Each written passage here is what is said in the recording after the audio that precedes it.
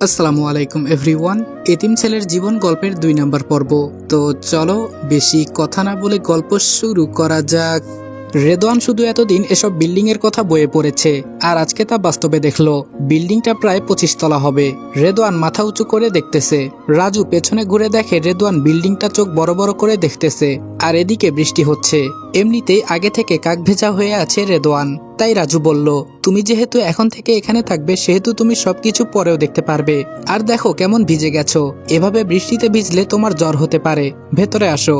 রেদওয়ান বলল, আচ্ছা সাহেব। বাধ্য ছেলের মতো রেদওয়ান রাজুর পেছনে গেল। রাজু গিয়ে লিফটে উঠলো, আর রাজু রেদওয়ানকেও উঠতে বলল। রেদওয়ানও উঠলো। রেদওয়ান ওঠার কিছুক্ষণ পর লিফটের দরজা অটোমেটিক বন্ধ হলো, আর রাজু বাটনে 9 চাপ দিল। লিফট যখন উপরে উঠতেছে রেদওয়ান তখন মনে মনে দোয়া দুরুদ পড়তে থাকলো।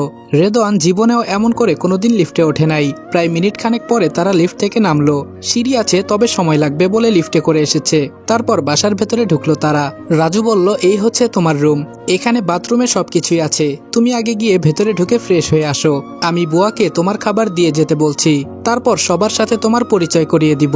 রেদওয়ান মাথা নাড়িয়ে হ্যাঁ বলল। তারপর রেদওয়ান রুমে ঢুকলো। রুমটা আগে থেকে সাজানো ছিল। একটা রুমে যা যা লাগে তার সবকিছুই আছে রুমের মধ্যে। রেদওয়ান রুমে এত কিছু দেখে অনেকটা অবাক হলো, কারণ এর আগে রেদওয়ান এমন রুম দেখে নাই। আর খাট, রেদওয়ান তো ওর জীবনেও খাটে থাকে নাই। আর এখানে খাট আছে, সোফা আছে, টিভি আছে, শোকেস, আলনা, টেবিল, ড্রেসিং টেবিল সবকিছুই আছে। রেদওয়ান এত কিছু দেখে মনে মনে ভাবতেছে যে স্বর্গে আছে নাকি। তাই সে তার হাতে চিমটি কাটলো। রেদওয়ান আর অত কিছু না দেখে ফ্রেশ হতে লাগলো। ফ্রেশ হয়ে এসে রেদওয়ান একটা ভালো দেখে শার্ট আর প্যান্ট পরলো, কিন্তু রেদওয়ানের শরীরের চেয়ে দুটোই অনেক বড় আর ঢিলা। রেদওয়ান বাহিরে বের হয়। ডাইনিং টেবিলে বসে কাচের প্লেটে খাবার খেলো। এইরকম খাবার রেদওয়ান তার জীবনেও খায়নি, তাও আবার এমন আলিশান ভাবে। খাওয়া শেষ হলে রেদওয়ানকে রাজু সোফাতে বসতে বলল। রেদওয়ান রাজু সাহেবের কথা মতো খাবার টেবিল থেকে উঠে সোফাতে গিয়ে বসলো। রাজু তার বউ, ছেলে মেয়ে সবাইকে ডেকে নিয়ে আসলো। রাজু বলল, সাথী, এই হচ্ছে তোর টিচার আর মোর্শেদা রাফি। এর নাম হচ্ছে রেদওয়ান, যার কথা তোমাদেরকে বলেছিলাম। রাজু আর তার 9 বছরের ছেলে রাফি রেদওয়ানকে মেনে নিতে পারলেও সাথী আর রাজু সাহেবের বউ রেদওয়ানকে মেনে নিতে পারল না। রেদওয়ানকে দেখে মা মেয়ে দুজনেই নাকে হাত দিয়ে চেপে ধরলো। সাথী বলল, আব্বু, এই ছেলে তো আমাদের বাসার কাজের লোক হওয়ার যোগ্যতা রাখে না, আর তার কাছে কিনা আমি পড়বো? অসম্ভব আব্বু। মোর্শেদা বলল, তোমার কি কাণ্ডজ্ঞান বলতে কিছু নেই? এসব এতিম ছোট লোক কি সব পোশাক পরেছে, তাকে বাসায় জায়গা দিতেছো? দেখেছো কি সব পরেছে? আর ওর কাপড় থেকে কি সব গন্ধ বের হচ্ছে। প্লিজ ওকে বের করে দাও, আমার দম বন্ধ হয়ে আসতেছে। সাথী বলল, মামুনি দেখো, পায়ের ছেঁড়া স্যান্ডেল পরেছে, আর দেখতে কেমন পাগলদের মতো লাগছে। আমি এর কাছে পড়তে পারবো না। আর দেখো, আমাদের দামি সোফা নষ্ট করে ফেললো এই ছেলে। মামুনি ওকে বের করে দাও। সাথী ওয়াকথু করতে করতে বেসিনে গেল, আর মোর্শেদা বেগম একটু দূরে সরে দাঁড়ালো। রেদওয়ান ওদের মা মেয়ের কথা শুনে লজ্জা আর শরমে মাথা নিচু করে রাখলো। রাজু বলল, এই তোমাদের মা মেয়ের এসব বাজে স্বভাব গেল না কেন? ও গরিব হতে পারে, কিন্তু অনেক ভালো ছেলে। আল্লাহ ওর মতো করে আমাদেরকেও বানাতে পারতেন। মানুষ হয়ে আরেকটা মানুষকে কেমন করে ঘৃণা করতে পারো তোমরা? মোর্শেদা বলল, এই হচ্ছে তোমার সমস্যা। এসব ছেলেদের জায়গা এই বাসাতে হবে না। রাজু বলল, তুমি নিশ্চয়ই এই বাসা থেকে বের হতে চাচ্ছ না? রেদওয়ান এখানে থাকবে, আর সাথী রেদওয়ানের কাছেই পড়াশোনা করবে, এটাই শেষ কথা।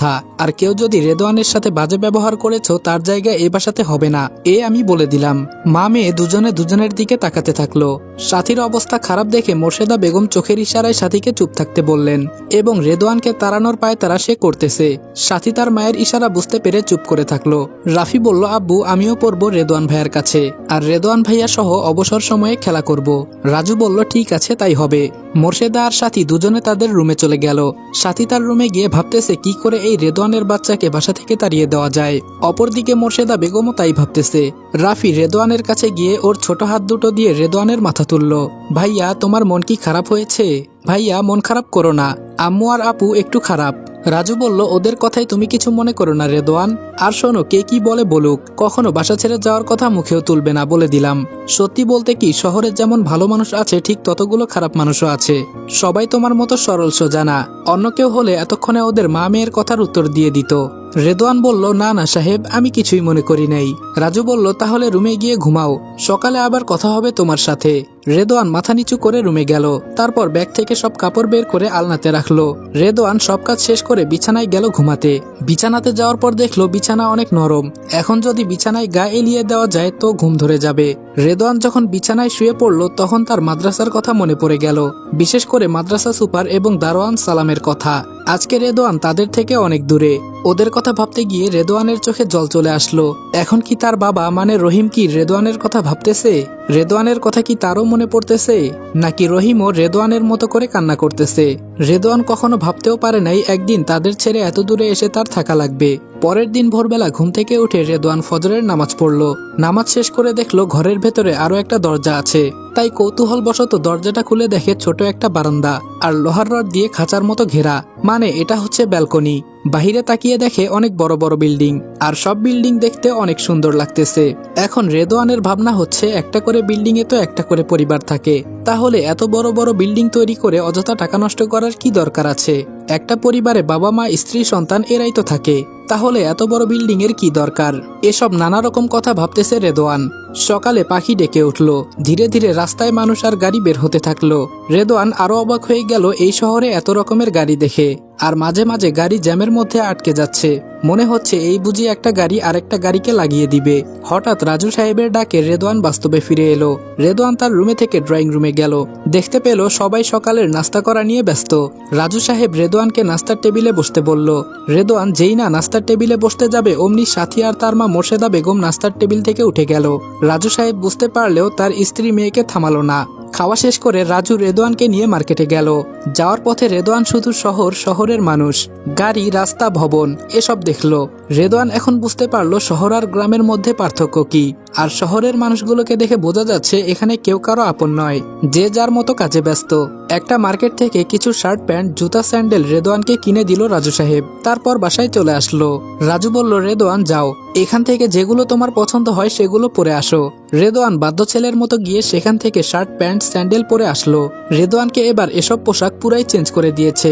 রাজু তার স্ত্রী মেয়েকে ডাক দিল। তারা রেদওয়ানকে দেখে অবাক হয়ে গেল। কিছুক্ষণ আগে যে ছেলেকে পাগলের মতো লাগছিল এখন সেই ছেলে দেখি পুরাই হিরোর মতো লাগতেছে। রাজু বলল, সাথী এবার ঠিক আছে তো? সাথী বলল, না আব্বু ঠিক নাই, পোশাক বদলালে তো আর মানুষের স্ট্যাটাস বদলে যায় না।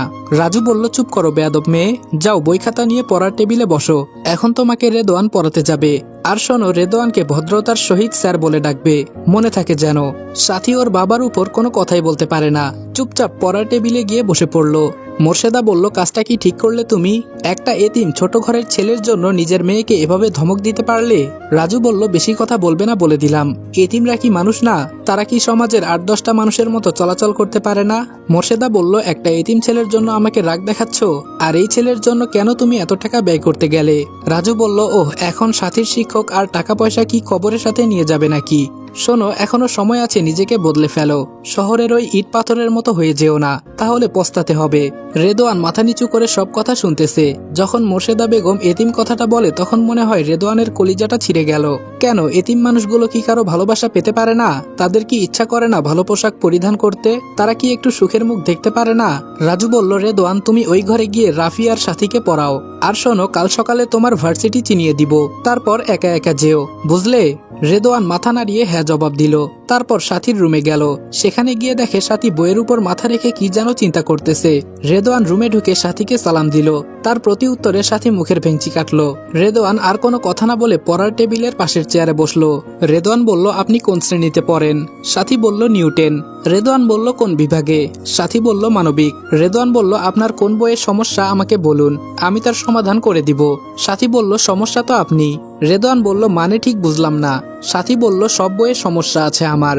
তারপর রেদওয়ান এক এক করে সাথীর সব বইগুলো প্রথম থেকে শুরু করলো। কিন্তু বোঝা গেল সাথী মোটেও ভালো ছাত্রী না, পড়াশোনার দিক দিয়ে একদম কাঁচা। কোনো রকমে রেদওয়ান সাথীকে বোঝানো শুরু করলো, আর সাথীও কিছুটা বুঝতে পারলো। তারপর রাফিকে পড়াতে শুরু করলো। রাফি ক্লাস 4-এ পড়ে, কিন্তু সাথীর থেকে রাফি অনেক মেধাবী, তা রেদওয়ান বুঝতে পারলো। প্রথম দিন তবুও তাদেরকে অনেক কিছু বোঝালো, অনেক কিছু শেখালো। পড়ার কথা ছাড়া একটাও বাড়তি কথা বলেনি। সাথী আর রাফিকে পড়িয়ে এসে রেদওয়ান আবারও রাজু সাহেবের কাছে যায়। রাজু সাহেব তখন পত্রিকা পড়ায় ব্যস্ত। রাজু সাহেব পত্রিকা রেখে রেদওয়ানকে বলতেছে, তা কেমন দেখলে ওদের পড়াশোনা? রেদওয়ান বলল, সাহেব আপনার মেয়ে পড়াশোনায় একেবারে কাঁচা, আর আপনার ছেলে মাশাআল্লাহ অনেক সুন্দর পড়তে পারে। রেদওয়ানের কথা শুনে রাজু সাহেব বসা থেকে উঠে দাঁড়ালো এবং রেদওয়ানের দিকে আগুন চোখে তাকিয়ে থাকলো। রাজু সাহেবের এমন তাকানো দেখে রেদওয়ান অনেকটা ভয় পেয়ে গেল। সাথে সাথে রেদওয়ান মাথা নিচু করে নিল। এবং মনে মনে বলতেছে আমি তো তাকে সত্যি কথা বললাম, তাহলে আমার দিকে এমন করে উনি তাকিয়ে আছে কেন। রাজু বলল তুমি আমাকে কি বলে ডাকলা সেটা আগে বলো। রেদওয়ান বলল সাহেব বলেছি। কেন, কোনো কি ভুল করেছি সাহেব? রাজু বলল আরেকবার যদি সাহেব বলেছ তো রহিমকে এখনই ফোন করে বলে দিব। বেটা, আমাকে আঙ্কেল বলে ডাকবি নয়তো চাচা বলে ডাকবি। তুমি তো গ্রামের ছেলে, আমিও গ্রামের, কিন্তু এই শহরে এসে পুরাই শহরের মানুষ হয়ে গেছি, কিন্তু গ্রামের কিছুই ভুলি নাই। এখন থেকে চাচা বা আঙ্কেল বলে ডাকবে, তাহলে প্রাণটা জুড়িয়ে যাবে। রেদওয়ান এবার বুঝতে পারলো আসল ঘটনা কোথায়। রেদওয়ান বলল ঠিক আছে চাচা, আপনাকে আমি চাচা বলেই ডাকবো। রাজু বলল আমি জানি আমার মেয়েটা পড়াশোনায় অনেক দুর্বল, তাই তো তোমাকে এখানে নিয়ে আসা। আমি চাই আমার মেয়েকে তুমি পড়াশোনার দিক দিয়ে ভালো করে দিবে। রেদওয়ান বলল ইনশাআল্লাহ চাচা, আমি চেষ্টা চালিয়ে যাব। চাচা একটা কথা বলি। রাজু বলল হ্যাঁ বলো, কি কথা? রেদওয়ান বলল আব্বাকে একটু ফোন দিবেন, অনেকদিন আব্বার সাথে আমার কোনো কথা হয় না। রাজু বলল আরে বেটা, আসার মাত্র 2 দিন হলো, তাতেই বলতেছিস অনেকদিন কথা হয় না? এত ভালোবাসিস রহিমকে তুই? রেদওয়ান বলল ওই একজন ব্যক্তি আছে যে আমাকে নিজের সন্তানের মতো করে ভালোবাসে। রাজু পকেট থেকে ফোন বের করে রহিমকে ফোন দিল। রহিমের সাথে কিছু কথা বলে রেদওয়ানকে ফোন এগিয়ে দিল।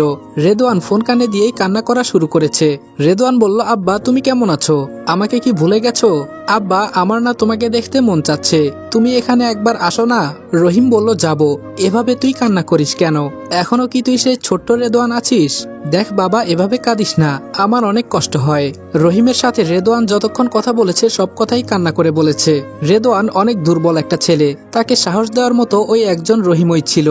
রহিম রেদওয়ানকে নানা রকমের কথা বলে বোঝায়, রাজুর পরিবারের সবার কথা শুনতে বলে, কেউ কিছু বললে মন খারাপ যেন না করে, কারো কোনো কথার যেন উত্তর না দেয়। ভালোভাবে থাকতে বলল, ভালোভাবে পড়াশোনা করতে বলল, ঠিক মতো খেতে বলেছে, আর রহিমের চিন্তা যেন না করে, রহিম ঠিক সময় মতো চলে আসবে।